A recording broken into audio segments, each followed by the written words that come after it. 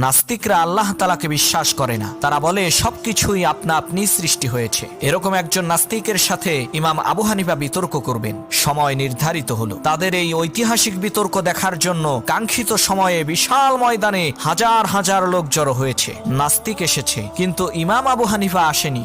দীর্ঘ সময় অতিবাহিত হওয়ার পর তিনি আসলেন। নাস্তিক তাকে জিজ্ঞেস করলো, আপনার এত দেরি হয়েছে কেন? ইমাম সাহেব বললেন, ভাই, আমি নদী পার হওয়ার জন্য ঘাটে এসে দেখি কোনো নৌকা নাই। হঠাৎ দেখলাম একটি গাছ ফেরে তক্তা হয়ে আপনা আপনি একটার সাথে আর একটা লেগে নৌকা তৈরি হলো। সেই নৌকা আমাকে নদী পার করে দিল, তারপর আসলাম। নাস্তিক বলে, আপনি তো একটা উন্মাদ পাগল, আপনার সাথে কি বিতর্ক করব? ইমাম আবু হানিফা বলল, কেন?